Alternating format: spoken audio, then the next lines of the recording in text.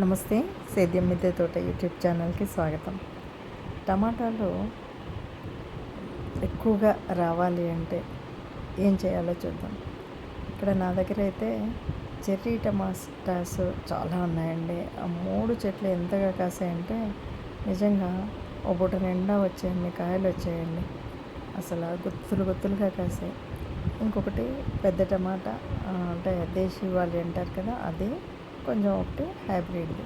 ఈ 3 రకాలు ఉన్నాయి. ఈ చిన్న చెర్రీ టమాటాలు మాత్రం నేను పర్మనెంట్ మడిలో పెట్టాను. సో అందువల్ల ఏమో కానీ జస్ట్ నేను ఒక 3 డేస్ ఊరు వెళ్ళడం వల్ల, 3 కాదు 4 డేస్ ప్రయాగ వెళ్ళాను. దానివల్ల నేను ఇటువైపు చూడలేదు. వచ్చి చూసేసరికి ఎటు చూసినా గుత్తులుగా కాయలు ఉన్నాయండి. ఒకటి ప్లేస్ అంటే మనం చిన్న కుండీ అని కాకుండా ఈ పర్మనెంట్ మళ్ళల్లో ఉండడం ఒకటి. 2 రెగ్యులర్గా మనం ఇచ్చేటువంటి లిక్విడ్ ఫెర్టిలైజర్ ఎక్కువగా ఇచ్చేది. ఈ కూరగాయలు వచ్చిన తర్వాత వాటిని నీళ్ళలో వేసి 2 రోజుల తర్వాత అవి వేయడం అనేది నేను ఎక్కువగా చేస్తున్నటువంటి అదండి. సో దాంతో ప్రతి కూరగాయ చాలా ఎక్కువగా వస్తున్నాయి. నిజానికి ఎండాకాలం వచ్చే సమయం కదా, అయినా సరే కూరగాయలు మాత్రం విపరీతంగా వస్తున్నాయంటే ఓన్లీ నేను అనుకోవడం, నేను ఇచ్చేటువంటి అంటే బియ్యము కడిగిన నీళ్ళు, పప్పు కడిగిన నీళ్ళు, అట్లాగే ఈ కూరగాయలు కోసిన తర్వాత అవి నీళ్ళల్లో వేసి మరుసటి రోజు ఆ పిప్పినేమో ఎరువులో వేసి ఆ నీళ్ళని చెట్లకు వేయడం. ఇది చేయడం వల్ల చెట్టు నిండా అయితే కాయలు అయితే వస్తున్నాయండి. ఆల్మోస్ట్ ఇది టమాటా సీజనే, చాలా సీజన్లో వస్తాయి.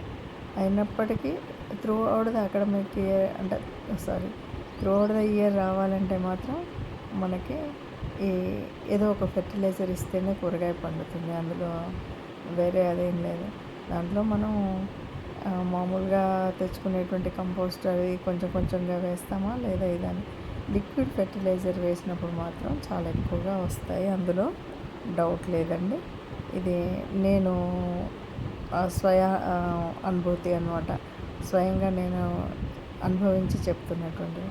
చూడండి ఎలాగ గుత్తులుగా వచ్చాయి, పెద్దవని చిన్న చెట్టు కండి. చూడండి ఒక్కొక్కటి చూస్తే మీకు అర్థమవుతుంది. ఒక బకెట్లో పెట్టాను. చూడండి ఎండిపోయిన ఆకులు కొంచెం తీసేస్తే కొద్దిగా అవి మనకి అంటే నేలకు ఆనుతూ ఉన్నటువంటి వాటిలో కొంచెం తీసేసి కొంచెం సపోర్ట్ కట్టాము అంటే ఇంకా బాగా వస్తాయండి. సో దానికోసం చేసే ప్రయత్నం ఇది. నేను జస్ట్ ఇది ఒక బకెట్లో ఉంటే పెట్టేశాను. అది అలాగే చక్కగా గుత్తులు బరువు మొయ్యలేనట్టుగా గుత్తిగా వచ్చాయి. ఇలాంటివి నేను ఒక టబ్లో 2, ఒక బకెట్లో 1, తర్వాత మళ్ళీ ఈ పర్మనెంట్ మళ్ళల్లో ఇంకో 2 ఇలా పెట్టానండి. మొత్తంగా ఏంటంటే మన ఇంటికి సరిపోయన్నీ వస్తే చాలు కదా. సో అన్నీ కూడా చక్కగా వస్తున్నాయి. ప్రత్యేకమైనటువంటి ఎరువు ఏది ఇవ్వకపోయినా ఓన్లీ లిక్విడ్ ఫెర్టిలైజర్స్ మీద బాగా వస్తాయి అని చెప్పడం కోసమే ఈ చిన్న వీడియో అండి. నేను అంటే మనం కలిపినప్పుడు మొదట మొక్క పెట్టుకోవడానికి కలిపినటువంటి ఫెర్టిలైజర్ సాయిల్ ఏదైతే ఉంటుందో దాని తర్వాత నేను ఇస్తుంది కేవలం వారానికి ఒకసారి లిక్విడ్ ఫెర్టిలైజర్. ఎందుకంటే నేను తయారు చేసుకునేటువంటిది నాది అట్లా వరుసగా రొటీన్గా కూరగాయ మొక్కలకి పోస్తూ ఉంటే మళ్ళీ దాని టర్న్ వచ్చేసరికి వారం నుండి 10 రోజులు పడుతుందండి. ఏంటంటే చక్కగా ఆ రోజు మొత్తం ఆ నీళ్ళతోటే తడుస్తుంది కాబట్టి వారానికి ఒకసారి సరిపోయినటువంటి ఫెర్టిలైజర్ అయితే దొరుకుతుంది.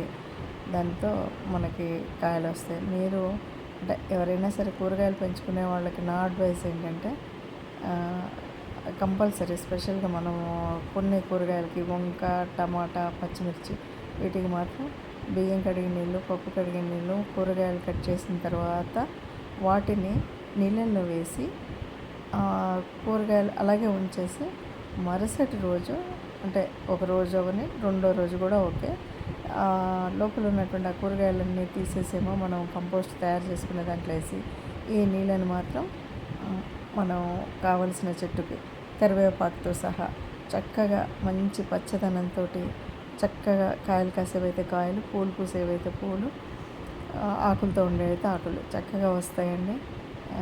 మీరు కూడా అట్లాగే చేస్తారని అనుకుంటున్నా. ఇదైతే నేను అంటే చేస్తూ మీకు చెప్పినటువంటిది. ఒకవేళ మీరెవరైనా ఇంకా వేరే రకాలుగా కూరగాయలు ఎక్కువగా కాస్తే ప్లీజ్ అవి కూడా షేర్ చేయండి. ఎందుకంటే అందరం పెంచుకునేది కూరగాయల కోసమే కాబట్టి. సో మీరు ఎలా పెంచుతున్నారు, మీరు పాటించే చిట్కాలు ఏంటి? నేనైతే ఇదో ఈ టబ్లో కూడా 2 ఉన్నాయండి చెట్లు. అన్నీ కూడా చాలా గుత్తులుగా కాసాయి. అవి ఇది నేను రెండోసారి కోస్తున్నటువంటి పంట అండి. రెండోసారి కూడా ఇంత నిండుగా గుత్తులుగా వస్తే నిజంగా అంటే ఇప్పుడు ఇంకా చెట్టు అయిపోయే స్టేజ్లోకి వచ్చింది. ఈ చిన్నవి చెర్రీ టమాటా అయితే ఇది అయిపోవచ్చిందండి. ఈ పెద్ద టమాటా మాత్రం అది రెండోసారి కోస్తున్నటువంటిది. సో ఏదేమన్నా సరే చెట్టు నిండా కాయలు వచ్చాయి కాబట్టి ఆనందంతో చేసే వీడియో. సో మీకు ఈ వీడియో నచ్చుతుందని అనుకుంటున్నాను. నచ్చడమే కాదు, కొంత ఉపయోగపడుతుంది అనుకుంటున్నాను. ఎందుకంటే నేను పోసినట్టుగా మీరు కూడా పోస్తే చక్కగా మీ ఇంట్లో కూడా ఇన్ని కాయలు వస్తాయి అనేటువంటిది ఒక విషయం. ఇంకా రెండోది, సరే ఏదైనా సరే మనం వ్యూస్ షేర్ చేసుకుంటేనే కదా మళ్ళీ మనం కొత్త పంటకి అందరూ కూడా పండించుకోవడానికి వచ్చేటువంటి. చూడండి ఇట్లా వాలిపోయి ఎక్కడ పడితే అక్కడ ఇట్లా వాలిపోతున్నాయి పాపం. నేనేమో వాటికి సపోర్ట్స్ కట్టలేదు. అయితే ఒకటండి, తప్పనిసరిగా కొంచెం సపోర్ట్గా కర్రపాతి దానికి కట్టినట్టయితేనే చక్కగా ఇంకా కొంచెం అంటే ఇట్లా పడిపోయి ఆ కాయలతో ఉండి ఇరిగిపోవడం అనేటువంటిది జరగదండి. అలా కాకుండా ఉండాలంటే ఒక కర్ర అయితే కట్టండి. దాంతో మనం ఇంకొంచెం ఎక్కువగా ఈల్డ్ తీసుకోవచ్చు. అంటే చెట్టు కొమ్మ బరువుకి వంగి ఎండిపోయి చనిపోవడం అనేటువంటిది ఉండకుండా ఉంటుంది. సో మొత్తంగా వీడియో అయితే ఇదండి. సో దీంట్లో నేను పెద్దగా చూపెడుతుంది ఏం లేదండి. టమాటా చెట్లు నిండుగా కాసేసరికి దాన్ని తెంపే ముందు ఒక వీడియో చేస్తే బాగుంటుంది అని అనిపించి చేస్తున్నటువంటి వీడియో. ఇది చెర్రీ టమాటా అయితే చాలా పుల్లగా ఉంటుంది కదండి. సో ఇవి మనం ఒకరోజు పప్పులో వేసుకుంటే కాదు, దాదాపు 4 రోజులు పప్పులో వేసుకోవడానికి కావాల్సినవి వచ్చాయండి. చూడండి ఎంత గుత్తులుగా ఉన్నాయి. ఈ పెద్ద టమాటా కూడా బాగా గుత్తులుగా వచ్చాయి. అన్నీ గుత్తులుగానే వచ్చింది. ఇదండి ఈ వీడియో. నచ్చితే లైక్ చేయండి.